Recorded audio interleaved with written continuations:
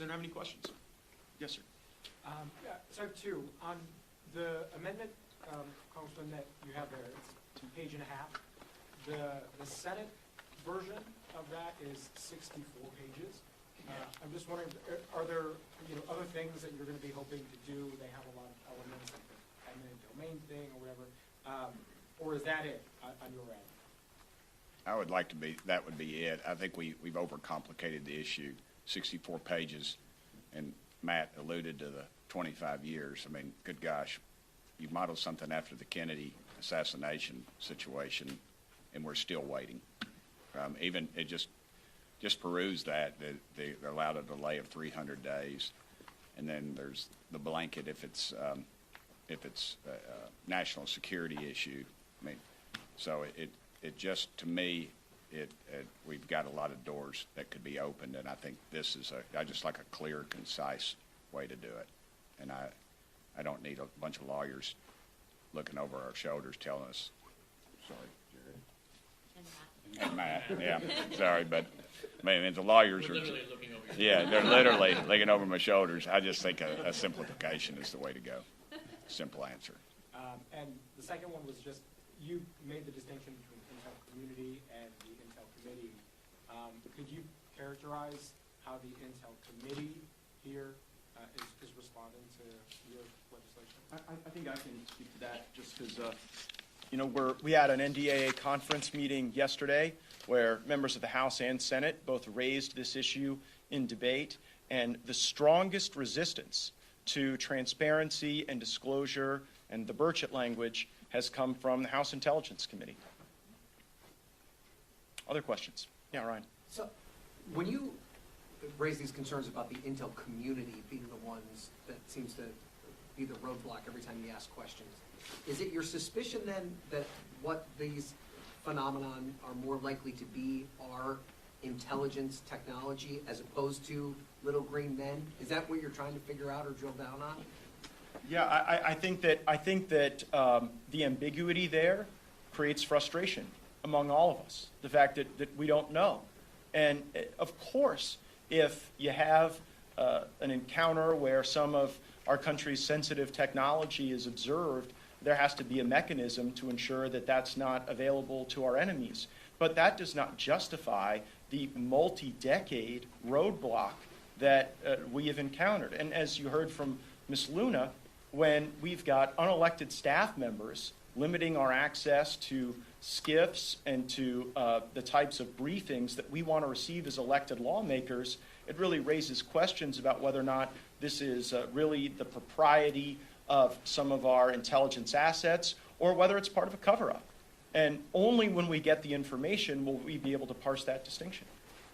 So speaking with the intelligence community, the CIA is reportedly that the secret office has been investigating this for decades. It has recovered some 9 instances of possibly extraterrestrial material. So is the CIA, do you believe they're hiding something? And if so, what is it? Well, I believe that the recalcitrance from the CIA and from the intelligence community may be animated by some of the cover-up that we have seen up to this point. I hope that's not true, but I'm concerned that it is.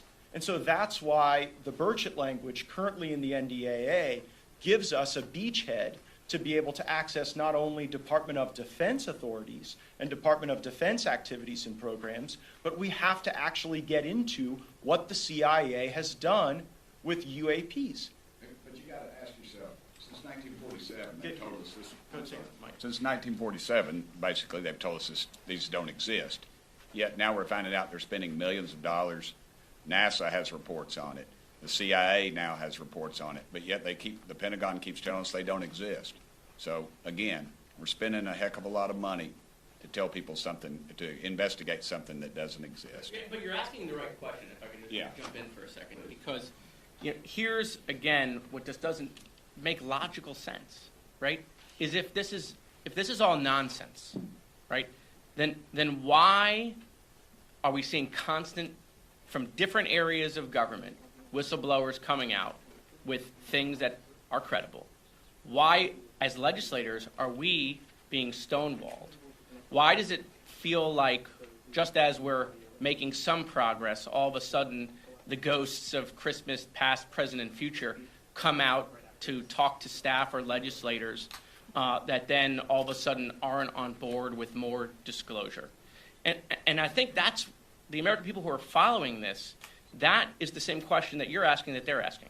We see the Pentagon not being able to pass an audit for 6 years straight. Grush testified under oath that, part of these programs, these advanced technology programs, are being funded by overfunding programs in some areas of the budget or backdooring money. And so, again, we have been asking these questions, from the financial standpoint and from the transparency standpoint. And it's, Ryan, same question that you had.